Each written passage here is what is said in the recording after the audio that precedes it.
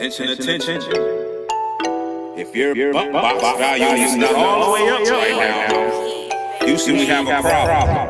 Over 10 hours of playing time. Bumpboxx keep me up on my grind. Speaker so loud, I'ma stay up. Speaker so loud, you gon' wake up. I live like Major with my cookie pager, bumping from my hip like an old school player. You definitely can hear my Bumpboxx over there. Come with a mic so you can hear me clear. Bluetooth and waterproof, up rock, red or blue. I got that limited Uncle Snoop, bumping through the roof. You don't got a Bumpboxx, you not bumping true. So if I was you, I'd hurry snag a few. Bumpboxx.com, add to your cart so you can bump too. For the new and old school, retro graffiti flair, hey, you choose. Bumpboxx for you in every move.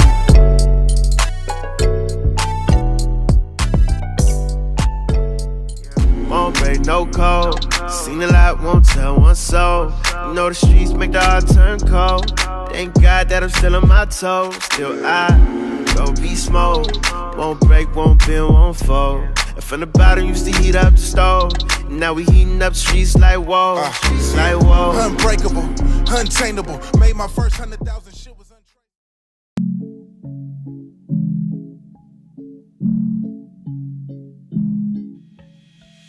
Contrast Uncut, yeah, you know that's us. Where we only speak the real and the real rock with us. Where we motivate the people and politic on success. Oh no, we ain't DJ Khaled, but they swearing we the best. What's happening? It's Contrast Uncut. It's season 3, episode 50. It's the season finale, everybody. Man, big shout outs to Uncle Snoop's Army and Bobby D Presents. I appreciate you, brothers. It's your host, Zylo, a.k.a. DJ $1 like I won some money. Today, ladies and gentlemen, you know I had to go big for the last episode of season 3. Today, we have a living legend, a truly dope special guest. He was born in the D, Detroit, Michigan. He's a mega gifted musician, recording artist, producer, entrepreneur, and world-class businessman.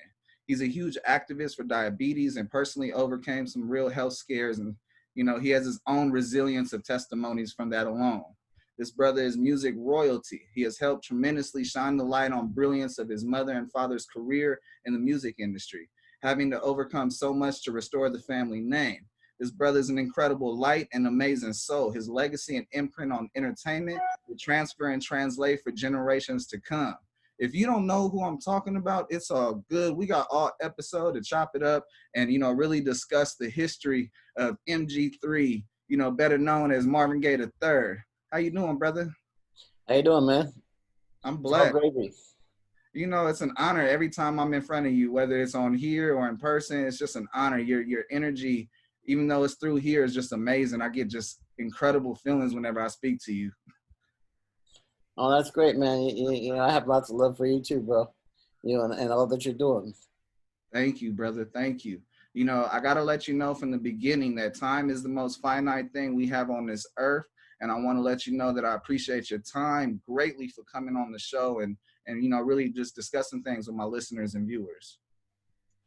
Oh, well, that's great, man. Like I told you, there was no time better than this because, you know, I have nothing but time. You know, I've been in the house for about 6 months now and, you know, doing whatever I can do, you know. So, you know, I'm happy to help you and happy to, you know, be present, you know, on your show. Thank you so much. Now, I got to let you know, Marvin, I got a quote for you. You know, let me know how this quote relates to you, or if it doesn't, it's all good. The idea is I want you to talk about it. Okay, go ahead. There aren't enough people who care about the future. They are too busy worrying about today and what they can do to grab what they can grab now. Barry Gordy. Well, so what do you want to know about that? What do you want my thoughts on that, or? Yeah, how does it relate to you? Because I know for you know my own personal experience that you don't settle for today. You don't think about what you can grab now. You are always on to the next move. Your mind is 24 to 72 hours, sometimes 6 months ahead. Well, that's true. You know, what's happening today is fleeting. Today's going to be gone in a matter of hours. So, you know, if you plan ahead, you know, you can plan more in the schedule of those hours, you know, and most likely get more done. You know, there's definitely too many people thinking about today and not thinking about tomorrow, as we can see during the times that we're in. You know, people walking around not wearing masks and stuff. They're not thinking about, you know, who they can infect, or what their life's going to be like tomorrow if they're in the hospital, or you know, their jobs or whatever. You know, they're just thinking about how they feel right now and what they want to do right now. You know, so you know, I think it's really, you know, that's a really important saying that, you know, some people should give more thought to. Absolutely. And, you know, it is powerful coming from your uncle because, you know, a lot of stuff he said has rolled down the hills and changed lives. And, you know, I feel like it relates to you because you implement that daily and yearly, year in, year out. Well, I'm very fortunate to have come from a family of prophets and, you know, healers, and at the same time, you're very religious, you know, so I ascertain or hold, you know, those qualities myself. You know, I'm not trying to brag about myself, but at the same time, you know, that is a true statement. So, you know, one has to be aware of, you know, the past, the present, and the future. You know, if they want to, you know, live, you know, a long, good, healthy life. Yes, absolutely. So I want to ask you, you know, I want to go into pretty much your history. I want to know if the game chose you or did you choose the game? The game chose me, but you know, I didn't resist it. There were times when I first, I mean, I was born into this, so you know, it's like second nature, you know. And growing up, you know, my family were really supportive in, you know, um, trying to see what makes you happy and finding out what makes you happy, because just because this is what the family does as a music, you know, we're in music, doesn't mean that I have to be, or anyone, you know, any one of my kids, or any, you know, the people that I hang out with, they have to be in music. So it's really about just, you know, exploring the boundaries and seeing what my options were. You know, I used to race motocross. I was like the #2 motocross racer on the West Coast, you know, back in the day. You know, before, if I would have kept racing, I would have been the first black professional, you know, motocross racer.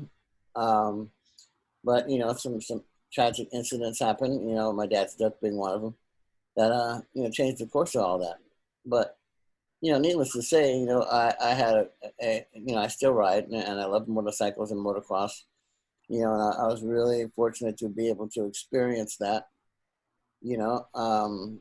I went to school to be a doctor, you know, I wanted to be an anesthesiologist, um, and, you know, through life's changes, you know, every road led to music. Hey, that is astonishing because you had a sports background, you have an educational background, but through it all, the music industry kept on pulling you back in like, you know, this is for you. It doesn't matter if your voice is on something or if you're doing something behind the scenes to make everything work, from film to TV to just music. You found your way to, or really the game called you back like, hey, no, come on, come on, come on. Well, the game wouldn't let me know. You know, that's the way I look at it. You know, it's not like I was trying to leave, but I was really, you know, I was doing quite well, like I said, in motocross. You know, I mean, in high school, I was making, you know, $100,000 a year, you know, just racing, you know, doing something I really love, you know. So when you're doing something you love, it's never work. You know, I'd ride like, you know, on the weekends, I'd ride like 8 hours a day, you know, if I wasn't racing on that day, you know, and I'd still, if I was racing, I'd still be riding at like 5 hours. So, you know, and during the week, when I had time between school and whatever, I would ride as much as possible. So, you know, a couple, 4 hours a week, 5 hours a week, you know, was nothing. So I want to go into like your first confirmation that, you know, the music, well, the entertainment industry is what you're supposed to do for your life. You had all these other things where it slowed you or progressed you in other ways. But you know, I want to feel like, what was your first confirmation that, you know, entertainment is what you're supposed to do? My first confirmation was when I signed my first record deal, you know, at RCA, and you know, but it was short lived because BMG had just bought RCA out, so the label shut down on the West Coast, and they had to go through restructuring. So I basically got out of my contract, and Capitol picked me right up, and I went over there, and you know, so that's that. You know, everything else before that was just, you know, messing around in the studio or whatever, and you know, just seeing what could possibly be. Mm. So, you know, you touched a little bit about some of the lows, because like right away, I can immediately tell that, you know, that transition, RCA being bought out, your contract being flimsy, like that was a low in the beginning. So like I want to go into some of the highs and lows you faced in your career that you're willing to discuss. Well, like you said, that was definitely a high, but then an immediate, you know, within months. I wouldn't say a low, but it was confusion, you know, and you know, so I had to immediately figure out and find my way around, you know, and in my family, we, you know, they give you the opportunity to do things, but they leave it up to you to figure things out when they don't work out the way you want them to work out. So it's not like I can go crying to somebody, you know, saying, help me. You know, I did this all on my own. And even though Berry Gordy was my uncle, you know, as you notice, I said RCA and not Motown, because, you know, if you want to do something and you want the respect and stuff, then you have to do things, you know, on your own. And if you can make it happen, then you get all the respect in the world, you know. And I went over to Capitol, and at the time that I went to Capitol, this is probably the lowest point. And I think about this a lot. You know, things that I could have possibly done differently. I had a really nice record deal, you know, a really nice record deal. And I flew all over the world, you know, from here to Europe, and worked with some of the best producers and recorded a fantastic album.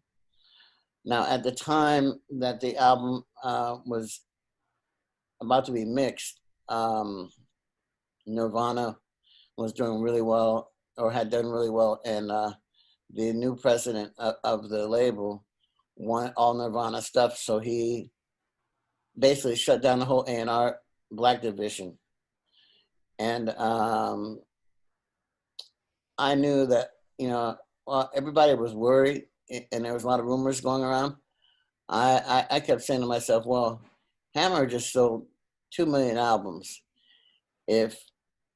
If he goes, then I got a problem, you know? And sure enough, months went by, and you know, we were just about to go and mix the album, you know, and we got word the Hammer got fired. And so, you know, I started getting word, and I spoke to my representatives, you know, at the label, and they assured me that everything was okay. And a couple of them had gotten new contracts, you know, moving forward, you know. So I felt assured once again, but no more than a week later after that meeting, you know, everybody had disappeared. It was a ghost town. So I sat on the label. I didn't even get a release. I sat on the label for about 4 months. And I couldn't get in touch with anyone. And so eventually I went up in there, and like I said, it was a ghost town. Everybody was gone. You know, the offices were empty. They had, you could see where everybody had been, you know, the desks and everything were all clean, so everybody had been moved out. And I couldn't find anyone, so I eventually wound up in the law part of the, you know, where the lawyers are, the attorneys for the label. And I spoke to them, and they didn't even know who I was for some reason. So we did a search in the computer, and eventually I popped up, and I wanted to know what's going on. So, and once they told me that the label was being restructured, when I heard that word, I thought of RCA immediately, and I started to get a little worried. And so what happens is that I said, well, how long is this going to go on? They said, well, we don't know. We don't really have any information. And I'd already sat around for 4 months, so I was like, well, can I get a release? And so they're like, well, we don't handle any of the label business really, but and he goes, well, let me just look at something. And he looked up and he saw the budget for the album and everything. And when he looked at the numbers, he was like, there were no returns because the album hadn't been put out yet. So what happens is he said, well, due to the fact that this number is so high, and I know they're trying to cut corners right now, he said, I can probably help you get a release because we're not most likely not going to see this, at this point, for a while. And I don't think it's good, it's going to be healthy for you to sit around, when you can possibly do something with your career. So I called my manager, called my attorneys, and told them what was going on. And so they agreed. They said, well, if you can get a release, let's do it. And when we did it, Capitol would not let release any of the material so I can have a decent demo tape or anything, so I couldn't, it was hard for me to shop another deal with no demo except for the one I did with RCA, which was about 5 years prior to that. And wasn't a representation of anything that I was doing at this point. So it made it really difficult, and the times, the record business was changing a lot. So you couldn't get the kind of deal or I couldn't get the kind of deal that I would feel comfortable with, without being a so-called slave or whatever. So I really just got back into, I decided to go back to college and get my degree in I changed my my AA to business and computer science, and that's what I got. That's what I did. Yeah. And then I eventually had a kid. I have 2 boys now, but I had a son, and that changes when something like that changes the whole scope of things and what you're trying to do. And I decided, there was no way to raise a family going out on the road, 9 months out of the year, or being gone. And that's what I would have had to do. And I wasn't, I decided to do something else, basically. So I went back to my love, so, riding and racing motorcycles, racing not professionally or anything like that, but just weekend racing, just something to keep the mind off of, other things and get a kind of release that, I needed. And, trying to be a family man. So from that transition into, being fatherhood, I definitely want to give you all the love and flowers of being a dedicated father and a dedicated husband. That's huge. It's not easy to do in the industry, period. And you brought it up right away. You had to make that decision on what was going to be, the longevity of what you want to do and get accomplished. And that's huge. And I got to make sure that I give you your flowers for that, because, a lot of people will make the wrong decisions in those moments. And, it's important that you embraced it and you gave it love. You were happy. That's the key to it. Well, that's what you have to do if you're going to make a decision as big as that, one way or the other. If you're going to be all in, you're going to have to be all in with a positive mind, heart, and have some, some happiness and love in your heart. Otherwise, it's not going to work out the way you needed to work out. Facts. And so I gotta ask you, did that pretty much begin the slate of the vision of, you know, starting MG3 Entertainment? No, it was several years later that I decided, you know, because I was, to say disenchanted with the music industry, you know, it is speaking lightly. I was quite upset, and I didn't feel defeated, but at the same time, I was really disappointed. You know, I couldn't possibly feel defeated because I made the decision myself to do something different, as opposed to, you know, move on. But at the same time, you know, there's definitely, you know, a certain feeling you get when you spend 10 years of your life, you know, dedicated to doing something, and you know it doesn't work out the way you want it to.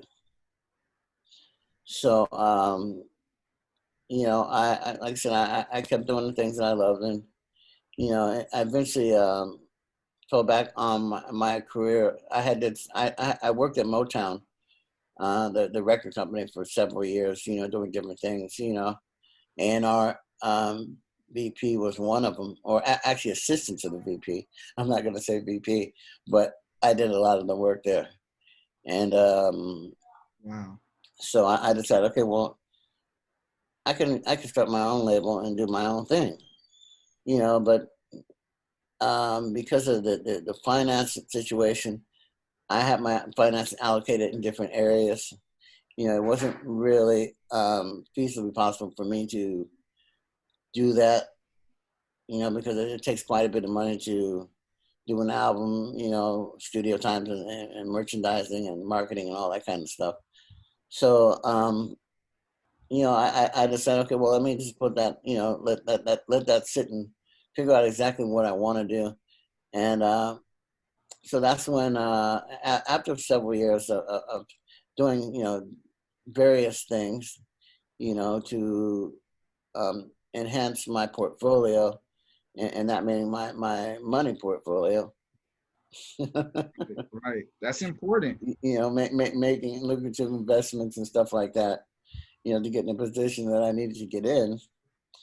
I decided, okay, well, I'm going to do this musical play because that's something that's on my bucket list of things to do, and I had a good opportunity to do it at that time, so I went ahead and produced that. And we're talking So about Pride and Joy, right? actually wrote and produced Pride and Joy, the Marvin Gaye musical. Wow. That's amazing. And you know, I've done a lot of the backstory reading on it. It's so amazing, just the ability of the power of love and two powerful people, and then just the struggle and the success of trying to make each other's lives go. And you know, your mother was a very, very powerful woman. She did a lot of things that really changed the game and enhanced it. And your father as well. So it's amazing that you were able to put that into a screenplay. Well, yeah, it took it didn't take much thought, but it took it, there's so much information that it took me a minute to figure out exactly what story I wanted to tell, and how I wanted to tell it, and at the same time be truthful about everything, because that's one thing that, you know, in our family, that they pretty much command you to be as truthful. Yes. So, and I know my dad will, you know, the way he is, or the way he was, would want, you know, no matter what it is, you know, the truth to be told. That's so important. I mean, one, integrity is the biggest thing, but two, to know that it's inspired and written from a true stories and you know, testimonies. That is something that, you know, will help people get through so much, because there's just so much that your father's music was just about, like just so many different emotions and derivatives of where it was coming from and how it came back out to us to love and enjoy for decades and decades and decades. And you know, I just love the fact that you're able to do that. Number one. Number two, to go through the hurdles of getting, you know, clearances from Sony for some of the songs just to put in there. Like you definitely, it wasn't an easy task. No, actually, I had to jump through a few hoops, and I'm not really the kind of person that jumps through hoops. You You got know, a motorcycle for that. no, not even on a motorcycle. You know, I don't think that, you know, if you have synergy and you have a conglomerate or a group of people that want to do something, they shouldn't make you jump through hoops in order to get things correct. You know, and that's pertaining to the deal or whatever. You know, I mean, if it's right, it's right. Just figure out how to make it happen. Don't try to, you know, squeeze me here and make me do this to get that. And, you know, it doesn't work that way with me. Yes, sir. No, and that's actually important to put out there because great business and good business is how you treat a person and what you say and how you do it. And, you know, putting people through jumpers and risk of just trying to get what's right done is, you know, not, it's just a part of the reality of the entertainment industry, which is unfortunate. And I'm happy you're able to say, no, you know, you got to hold your ground so that you can get things done. Yeah, well, the way I look at it, when you make a person do all that, it takes a lot of energy out of what, you know, it takes a lot of energy out of them. And if you're trying to, if you're on board with something that they're creating and you want to maximize it and you intend on profiting from it, then what you should do is to try to use that energy for that project. You know, not you know, get this person all wound up and drained out from doing other things. So when it comes to time to do what you need them to do, you're not getting 100%. Hmm, I feel you. And, you know, I got to ask you, how much of your job is preparation and rehearsing for the work you've done in your career? Because I feel like, you know, you have a ton of preparation for everything you do. And I also feel like rehearsing is something that you don't mind doing so that it's right.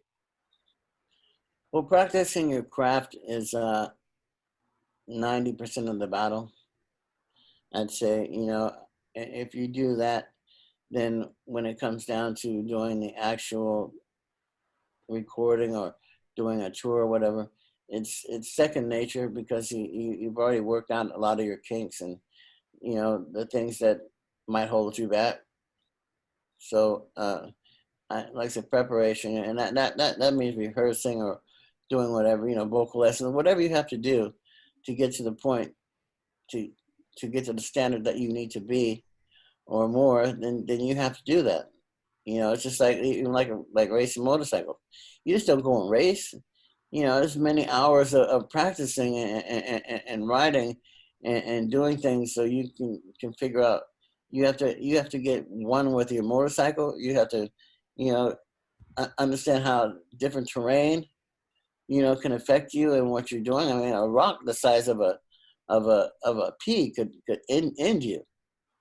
You know, Uh, so it just all depends on whatever you do. You have to prepare for it. You have to understand what you're doing, and get as much knowledge as you can about what it is that you're doing and what you want the outcome to be.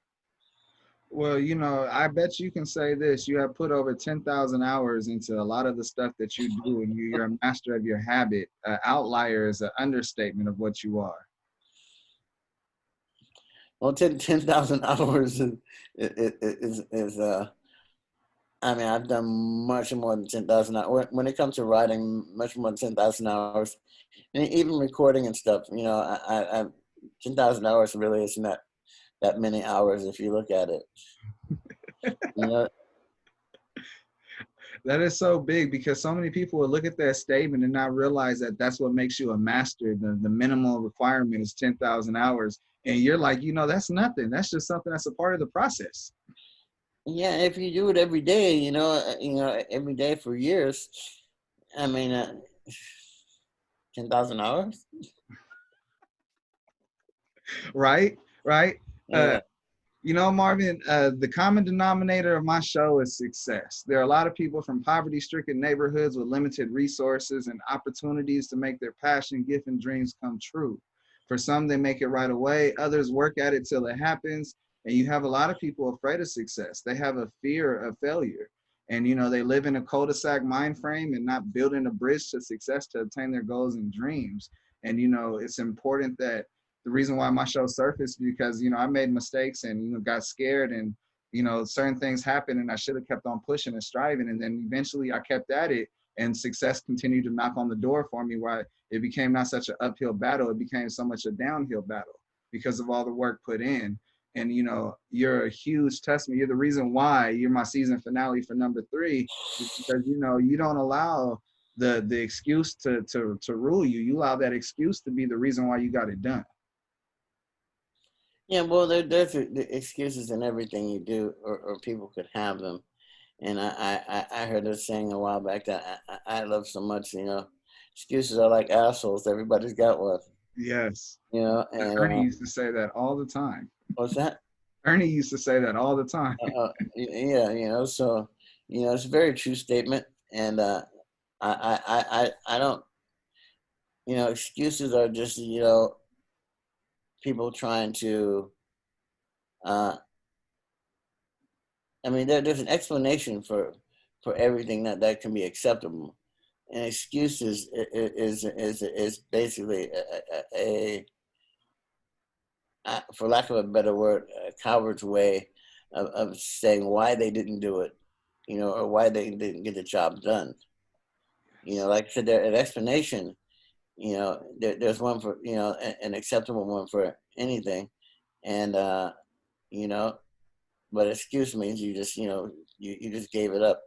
You know, an explanation is, well, this is temporarily in my way, but, you know, this is the way I'm going to get around it. You know, so. No, that's huge. That's huge. I'm going to go ahead and put a pause on the history and the music conversation. I'm going to dig into my 3 segments. I hope you get a joy out of this. One is a hot topic, and, you know, we've been facing this for many, many years. You faced it in the music industry early with just, you know, the why am I forgetting my words? You face a lot of scrutiny from the beginning based upon not only the color of your skin, but the reaction of how people control what they can control. And, you know, in our society, police have a lot of control of what they do. And, you know, I feel like I have an awareness segment for number 1, that awareness is key to anything. Knowledge is power, but when you use that knowledge, it's a superpower. And, you know, I feel like if we could have anyone that comes on the show talk about their police interactions, you know, that 1, we can get a gateway to out of the situation and, you know, quickly and move on. And 2, we can grow from this. And so my question to you is, when was the last time you were pulled over, and what's some advice you can give in the situation of being pulled over?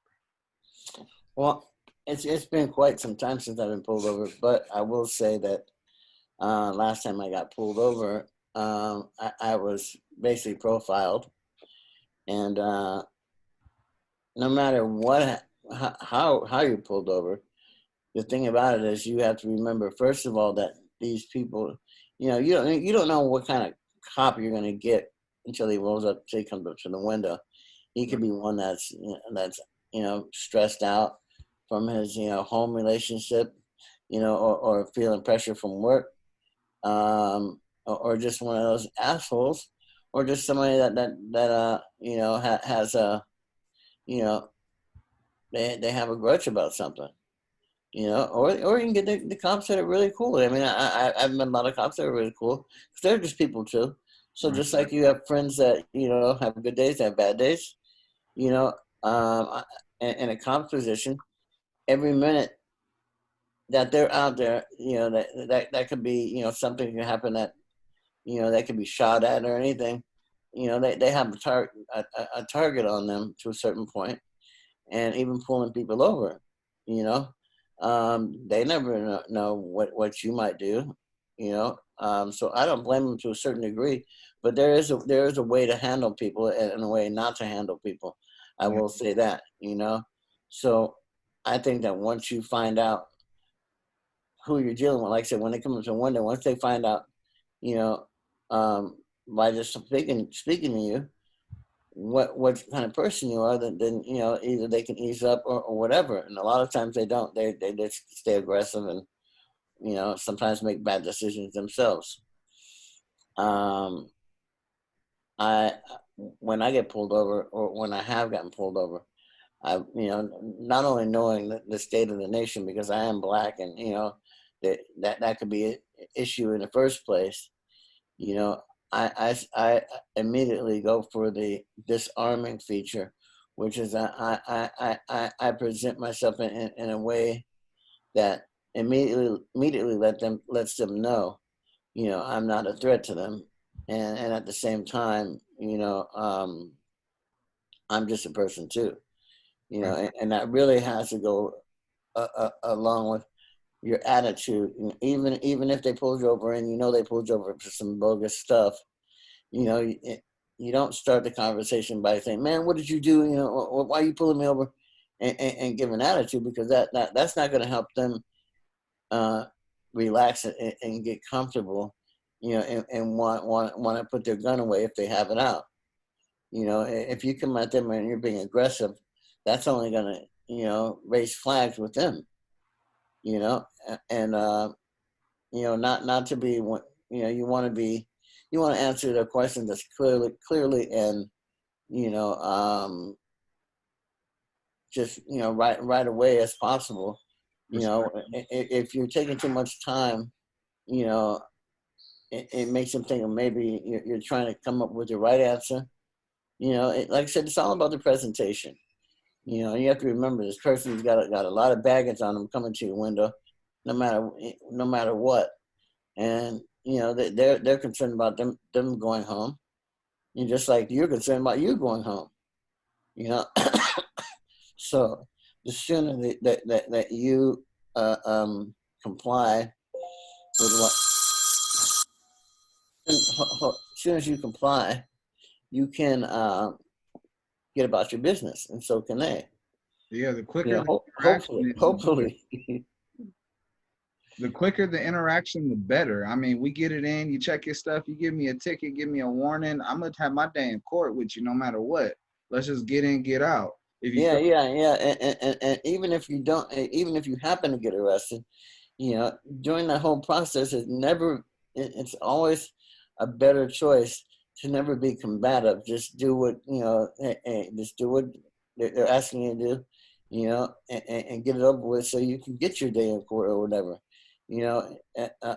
Being aggressive and all that stuff is only going to either get you beat down, or whatever, and I've had some cases. I've heard some friends where they pissed the cops off so bad that they left them, in the holding tank for hours, and they'll go on another run before they come back and finish your paperwork, so the bottom line is, you want to make it, as unpleasant as it can be, as quick as possible.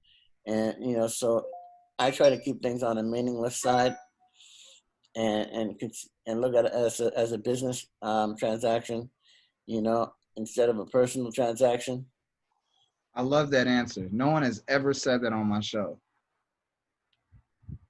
He said, When I get pulled over, I think about it as a business transaction, not anything personal. Yeah. It's so powerful, because it changes the dynamics of the way you think. Yeah, and how you're going to present yourself and everything else. Yeah. They have a job to do just like you have a job.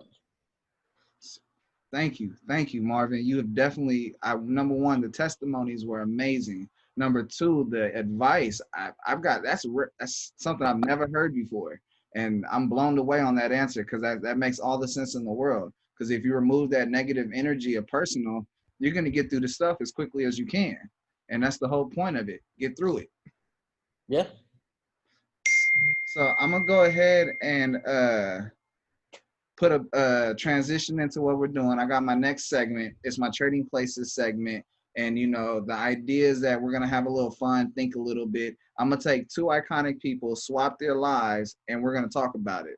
And for you, I got two wonderful women that are, from the modeling background and acting background. And so I have Pamela Anderson, Trading Places with Tyra Banks. And, my question to you is, number one is, will it work? Well, let me get it straight here. When you say Trading Places, will it work? Give me an example of what you mean by that. So you And think because obviously they're both successful, and whatever they've done has worked for them. So I can't see, even if they traded places, how it wouldn't work for them still. I love that. I love that. I want to know if you can see Tyra Banks as Pamela. So pretty much, can you see Tyra Banks as Baywatch? And, can you see Pamela Anderson as, America's Next Top Model host and selecting the next wave of models? Can you see any of that? Absolutely. Those are two women that are dynamic. They're gorgeous. They have a reputation for being, excellent at what they do. Whether it's, and they both are very good speakers. So I don't, and they attract you in a certain way where, getting audience participation or whatever is not a problem for them. So can you think of at least one thing that'd be different if Tyra and Pamela switched? Like, do you think, Tyra Banks would have put up with Tommy Lee? Or do you feel like Pamela would have done something, on the deep end of what, and vice versa? Well, the question is, when you say that, can Tommy Lee put it up with Tyra?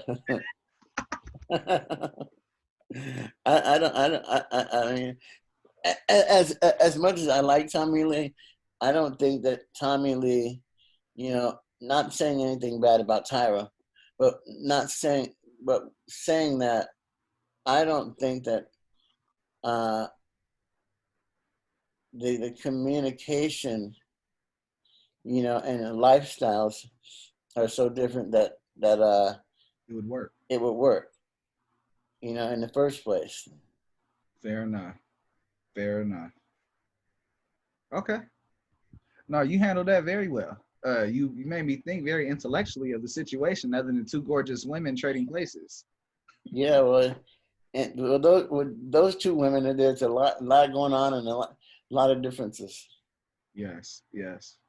So we're gonna go ahead and transition out of this into my next segment. It's my impulse Q&A, and pretty much they're questions from like a fan perspective. If you don't like the question, it's all good. Just say I pass, and I got another one for you.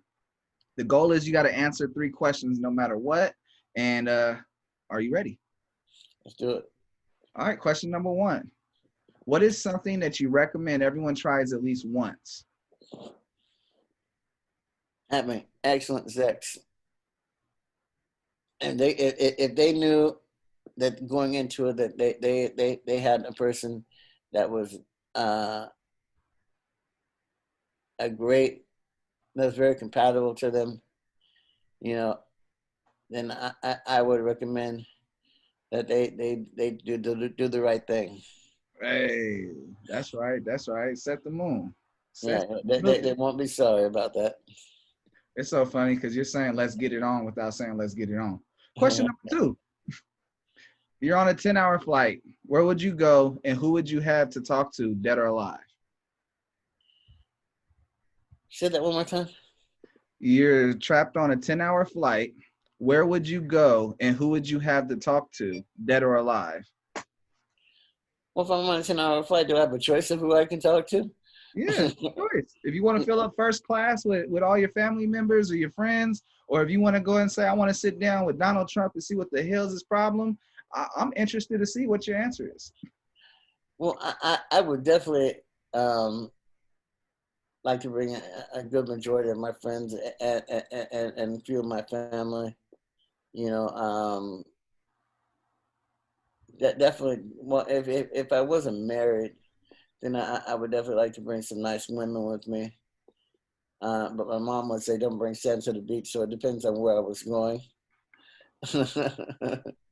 But I would definitely, in this state of mind and where I am now in my life, I would definitely take my wife because she's a great and fun person to travel with. She's my best friend and she's my wife. Yeah. So there's no need in going and thinking about anything else if you're married. Yeah. I don't have it on me. But yeah, I know what you mean. Oh yeah, it's all good. Yes, sir. Now trust me, my answer is my wife every time. And you know what? She is my ride or die. She's there for everything. Like when I don't see something, she sees it, she'll say something. And you know, that power of our dynamic duo is, you know, the reason why we're with our loved ones the way we are. Yeah, absolutely. Question number 3. What is something you hate but you wish you loved? Something I hate that I wish I loved. Oh man.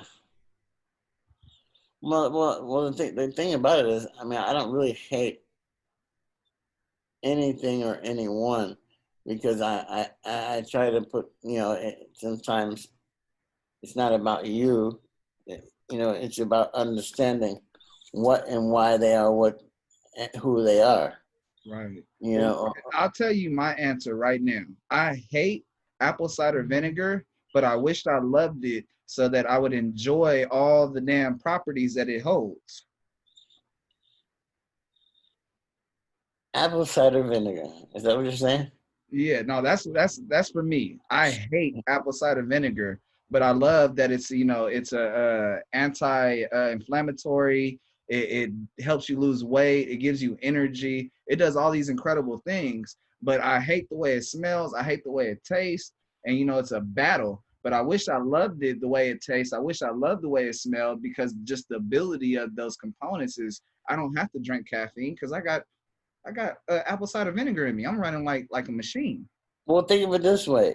Do you like the way certain alcohol tastes in it, whether it be Scotch or Jägermeister or whatever, you know? Not everybody likes the way alcohol tastes, and certainly the way the smell is just alcohol, but they drink it. They like the way it makes them feel. Yeah. So you have to program yourself in that way that just, you know, hey, you know, you're not in it to taste it. You're not in it to smell it. You know, that's not what they made it for. You're in it for what it does for you. You know, Oh, and that's the way you have to look at that. Look at that. You know, so it's need to be saying, I don't really like or hate anything, but when you put it to me like that, when you said apple cider vinegar, I could think of a few things, you know, that like I have an Australian wife, and she likes what do they call it?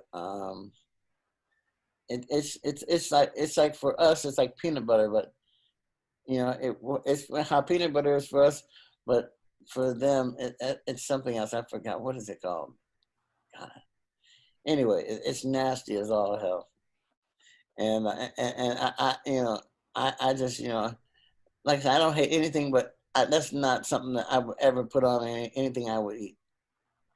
You know, I just say I definitely dislike it. mm, okay.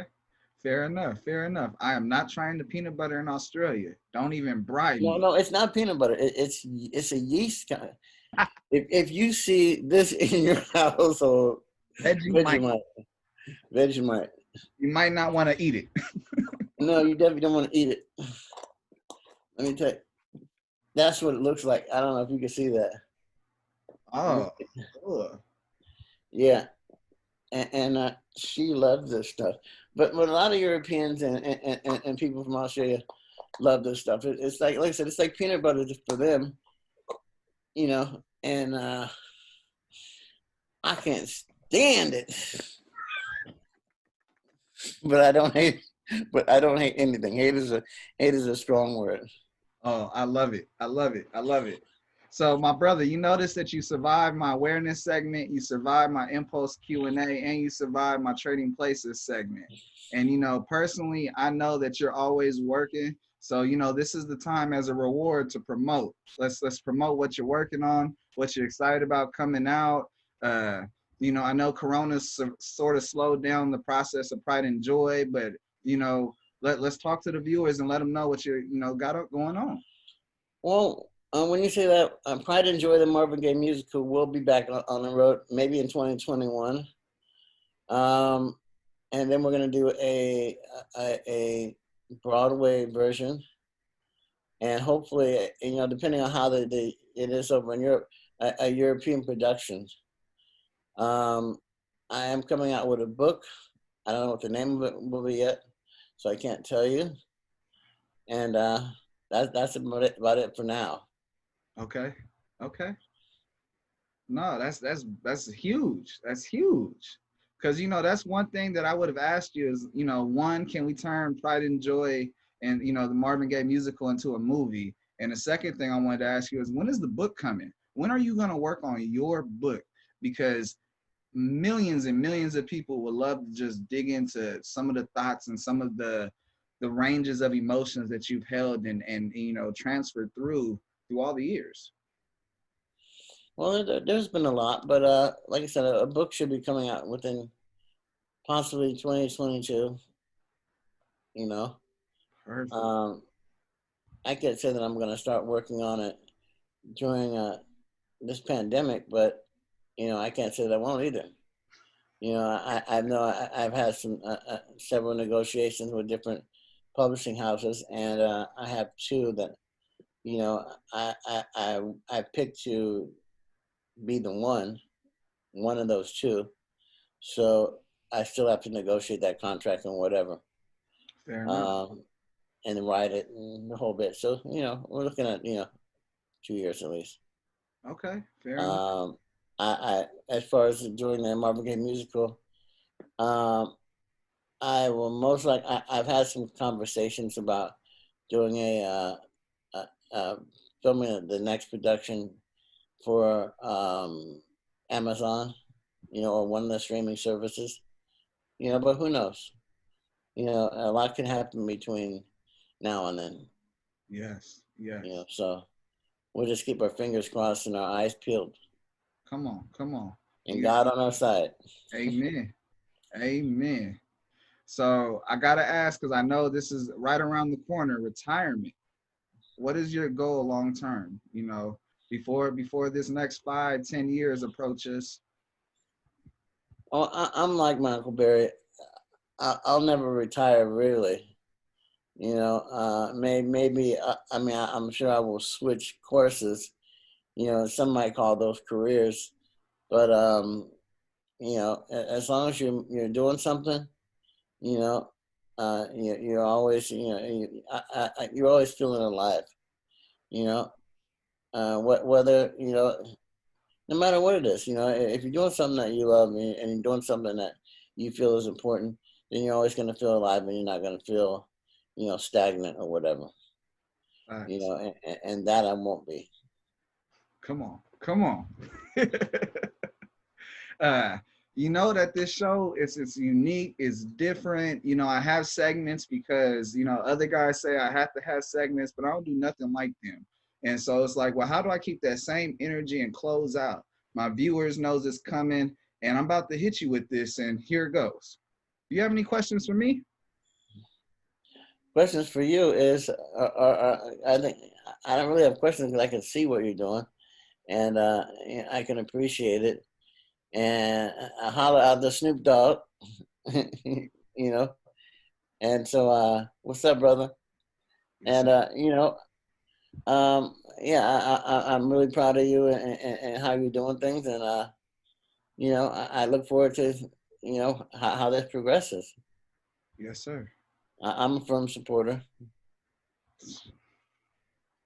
It's Contrast Uncut. It's season 3, episode 50, the big season finale. It's been an honor and a pleasure because I've had the incredible opportunity of just chopping it up and, blessing all the viewers with Marvin Gaye III on here, everybody. Thank you. And, I want to give a big shout out to Uncle Snoop's Army and Bobby D Presents. And, hey.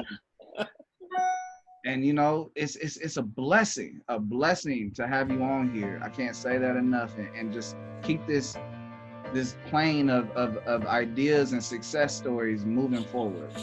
Oh, you're welcome, man. Thank you very much, and it's been a pleasure, to do this for you. And I hope your public and people out there enjoy it. Yeah. Maybe learn something from it. Come on, I learned a lot. You got me soaking game like I haven't been around you. Yo, this is Marvin Gaye III, and you're tuned in to Contrast Uncut. Hey! Grew up on that Nas, on that L, on that pun. Oh, so when I was young, crisscross. cross, make them jump. Battle rapping for respect, my nigga, this ain't what you want. Can I kick it when I'm rhyming? Be a legend through Ebonics. Was a sticker boy, felt like sticky fingers played at Onyx. Can I live track 8? Feel like Jigga 96. Without a reasonable doubt, the album turned me into this. Shit, we always had dreams of being money making Mitch without jewelry on. Hit a jail pose, take a flick. Feel like Pac and keep your head up. Biggie shooting juice. Coach is still alive, just let me prove. King, nigga. Everything that you do, baby, I salute you. Every dream that came true, it's all cause of you. Everything that you do, baby, I salute you. Every dream that came true. Right there you go. Another episode of Contrast Uncut. Make sure if you enjoyed it, you leave a comment below. You hit some like buttons. You hit some subscribe. You go ahead and hit share if you want to. Say something nice or say something you don't want to say at all. You're not going to hurt my feelings.